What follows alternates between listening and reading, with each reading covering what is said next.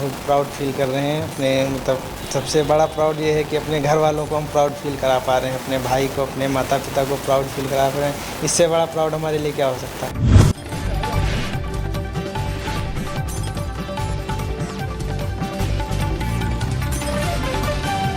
कभी कभी डाउनफॉल आता है कि नहीं हो पाएगा, लेकिन आपको उसमें लगे रहना है। अगर फैमिली का सपोर्ट रहेगा तो आप उसी में लगे रहेंगे तो एक ना एक दिन आपको कामयाबी मिल जाएगी।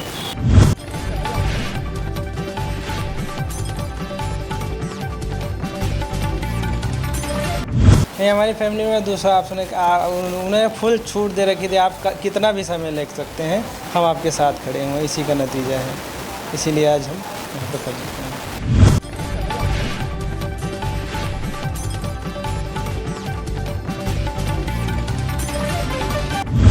तो आज जो आपको ये कामयाबी मिली है, इसका श्रेय किसे देना चाहेंगे? हम अपने माता पिता, अपने भाई परिवार को देना चाहते हैं। सबसे बड़ा सपोर्ट तो यही रहता है।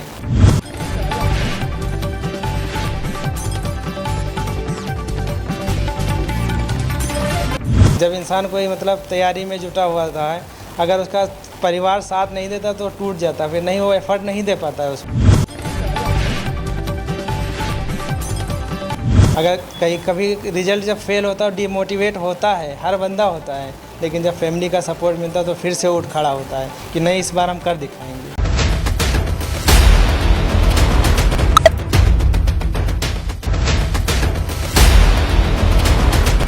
नमस्कार, मैं हूं नफीस अहमद और आप देख रहे हैं न्यूज़ 9 लाइव टीवी। मेरी मौजूदगी इस वक्त सीतापुर के कस्बा तंबोर में है और हमारे साथ इस वक्त मौजूद हैं आफाल अंसारी जी, जो तंबोर से सटे हुए डेवढ़ेडी गांव के निवासी हैं। इन्होंने एसएससी का एग्ज़ाम क्रैक कर केंद्रीय लोक निर्माण विभाग में जूनियर इंजीनियर बने हैं। इनसे हम बातचीत करेंगे और इनके बारे में जानने की कोशिश करेंगे कि आपने आज जो ये इतनी बड़ी कामयाबी हासिल किए हैं, इसमें सबसे अहम योगदान किसका है, क्योंकि आज देखा जा सकता है कि लोगों में काफ़ी उत्साह है और लोग इन्हें बुलाकर अपने कॉलेज या अपने प्रतिष्ठान पर सम्मानित कर रहे हैं। तो हम देर न करते हुए सीधे आफाल अंसारी जी से बातचीत करते हैं और इनके बारे में जानने की कोशिश करते हैं। सबसे पहले तो आपको बहुत बहुत मुबारकबाद इस कामयाबी के लिए। जी, थैंक यू भाई नफीस भाई, आपका शुक्रिया चैनल पे बुलाने के लिए। हम आपसे जानना चाहेंगे कि आज आफाल अंसारी से इंजीनियर आफाल अंसारी कैसे बने? इसके पीछे काफ़ी कड़ी मेहनत रहती है। सब कोई भी कामयाबी हो इतनी आसानी से नहीं मिलती है। फैमिली का सपोर्ट रहता है, जिसे अपने बड़े जो होते हैं भाई हैं, जैसे हमारे बड़े भाई डॉक्टर दानिश साहब हैं, इन्होंने हमें शुरू से लेकर मतलब बेसिक शिक्षा से लेकर अभी तक जो इन्हीं की गाइडेंस में हमने जो इन्होंने कहा वैसा ही करते रहे, और जिसका नतीजा आज है कि हम आपके सामने यहाँ पे बैठे हैं। तो लोक निर्माण विभाग एसएससी जेईई 2024 का एग्ज़ाम जून 2024 में हुआ था। उसके बाद जो नवंबर 2024 में मेंस का एग्ज़ाम हुआ, फिर रिजल्ट आया, जिसका आप आज यहाँ पर बैठे हैं। तो आज आप जूनियर इंजीनियर बने हैं, क्या महसूस कर रहे हैं, क्या फील कर रहे हैं? जी, बहुत प्राउड फील कर रहे हैं अपने, मतलब सबसे बड़ा प्राउड ये है कि अपने घर वालों को हम प्राउड फील करा पा रहे हैं, अपने भाई को, अपने माता पिता को प्राउड फील करा पा रहे हैं। इससे बड़ा प्राउड हमारे लिए क्या हो सकता है। हम अगर आपकी शिक्षा की बात करें तो जो प्रारंभिक शिक्षा आपकी रही है, ये आपने कहाँ से हासिल की है?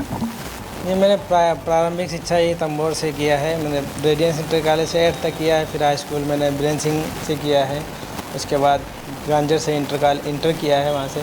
फिर मैंने ये जेईई कब का एग्ज़ाम होता है, उसका एग्ज़ाम करके 2016 में मैंने गवर्नमेंट पॉलिटेक्निक बस्ती से पॉलिटेक्निक किया है। तो वहाँ से लखनऊ में प्रिपरेशन किया 1 साल, फिर सेल्फ स्टडी किया अपने से, फिर यहाँ 2024 का एग्ज़ाम क्रैक हुआ। हमने देखा अभी कि आप एक पैर से विकलांग हैं, कमज़ोर हैं, कैसे इतना लंबा संघर्ष संभव हुआ? इतना कोई भी हो, मतलब डिसेबल पर्सन हो, बिना फैमिली सपोर्ट के कोई संघर्ष संभव नहीं कि वो अकेला कुछ कर सके। सबसे बड़ा सपोर्ट रहा हमारी फैमिली का, इसी का नतीजा है कि आज यहाँ पर हैं। नहीं तो बहुत से लोगों को वो सुविधाएं नहीं प्रोवाइड की जा पा रही। बहुत से लोग हैं वो नहीं जा पा रहे हैं कॉलेज। हमारे फैमिली वालों ने मुझे मतलब एनकरेज किया कि आप जाओ, पढ़ो, आपका हो सकता है। तो इसी का नतीजा है। जिस दौरान आप ये संघर्ष कर रहे थे, उस दौरान कई ऐसी समस्याएं आई होंगी जिन्हें आपने सामना किया होगा। जिससे लगा होगा कि अब हम आगे नहीं बढ़ पाएंगे, कुछ नहीं कर पाएंगे? ऐसा क्या कुछ हुआ है आपकी लाइफ में, बताएंगे कुछ? हाँ, होता है। कई बार हम जैसे किसी एग्ज़ाम की प्रिपरेशन में लगे होते हैं, एक बार देते हैं, एक अटेम्प्ट, दूसरा अटेम्प्ट, तीसरा अटेम्प्ट भी नहीं होता है, तो सेल्फ डाउट होता है, नहीं हो पाएगा क्या। इसी तरह से मतलब 3 बार असफल रहा। 2 बार मैंने प्री क्लियर किया, 2 बार मेरा जो है प्री क्लियर होकर 2022 में रह गया था और 23 में भी रह गया था, फिर 24 मैंने क्लियर कर लिया। होता है कभी कभी डाउनफॉल आता है कि नहीं हो पाएगा, लेकिन आपको उसमें लगे रहना है। अगर फैमिली का सपोर्ट रहेगा तो आप उसी में लगे रहेंगे तो एक ना एक दिन आपको कामयाबी मिल जाएगी। तो जिस तरह से आपने बताया कि मैं 2 बार फेल हुआ, 2 बार संघर्ष किया, लेकिन मैं वहाँ तक नहीं पहुँच पाया, तो कभी इस दौरान फैमिली ने मना तो नहीं किया कि आप संघर्ष ना करिए, अब छोड़ दीजिए, अब नहीं कुछ कर पाएंगे, नहीं आगे बढ़ पाएंगे? नहीं, हमारी फैमिली में दूसरा ऑप्शन है, उन्हें फुल छूट दे रखी थी, आप कितना भी समय ले सकते हैं, हम आपके साथ खड़े हैं। इसी का नतीजा है, इसीलिए आज हम यहाँ पर कर सकते हैं। तो आज जो आपको ये कामयाबी मिली है, इसका श्रेय किसे देना चाहेंगे? हम अपने माता पिता, अपने भाई परिवार को देना चाहते हैं। सबसे बड़ा सपोर्ट तो यही रहता है कि जब इंसान कोई मतलब तैयारी में जुटा हुआ था है, अगर उसका परिवार साथ नहीं देता तो टूट जाता, फिर नहीं वो एफ़र्ट नहीं दे पाता है उसमें। जब परिवार साथ होता है तो उससे बढ़ के एफ़र्ट देता है।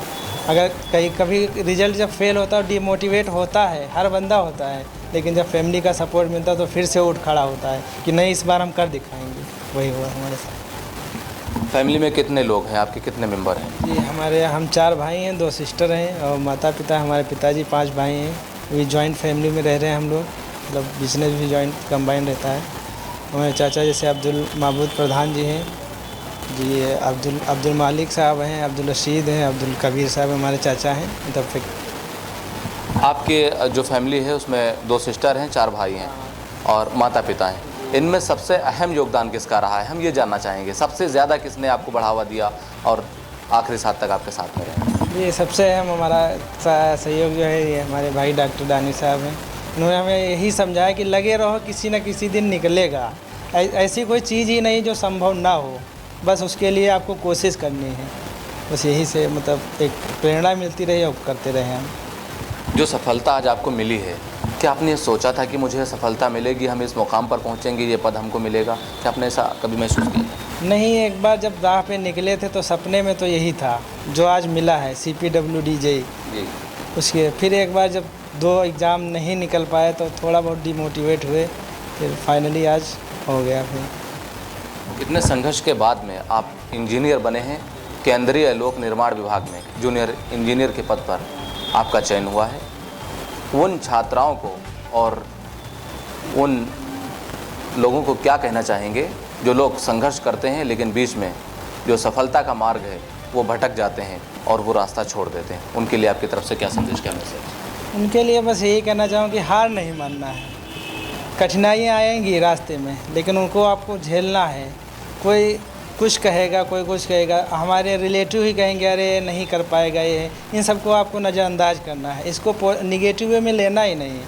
इनको आपको मतलब और अंदर से बूस्टअप, ये इनको ऐसा एज ए बूस्टअप लेना चाहिए। इनको हम गलत करके साबित करके दिखाएंगे, वही सबसे बड़ा प्रेरणा रहती है जो सेल्फ मोटिवेट होते हैं। अगर कोई कुछ कह रहा है, ये नहीं कि उसको लेके डिप्रेस्ड हो जाओ, डिप्रेस्ड नहीं होना हमें बस मेहनत करना है, लगे रहना है, किसी न किसी दिन निकलेगा, हार नहीं मानना है। जब दशरथ मांझी पूरे पहाड़ को काट के रास्ता निकाल सकते हैं तो उससे कठिन कौन सा काम हो सकता है। हम एग्ज़ाम नहीं क्लियर कर सकते हैं, बस लगे रहना है, बस कोई भी एग्ज़ाम हो। हमें अपनी सफलता के लिए लगे रहना है और लगातार अपने मिशन पर ध्यान देना है। ये बात आफाल अंसारी जी बता रहे थे, जिन्हें केंद्रीय लोक निर्माण विभाग में जूनियर इंजीनियर के पद पर चयन किया गया है। हमसे बातचीत कर रहे थे और अपनी प्रतिक्रिया दे रहे थे, अपने सफलता के बारे में बता रहे थे कि हम किस तरह से यहाँ तक पहुँचे हैं और कितनी मेहनत करनी पड़ी है, कितना संघर्ष करना पड़ा है। फ़िलहाल एक बार फिर से आपको बहुत बहुत मुबारकबाद इस सफलता के लिए। आपका हमसे बातचीत करने के लिए बहुत बहुत शुक्रिया। कैमरा पर्सन मोहम्मद तौफीक के साथ मैं Nafees Ahmad, team news 9 live TV, Sitapur.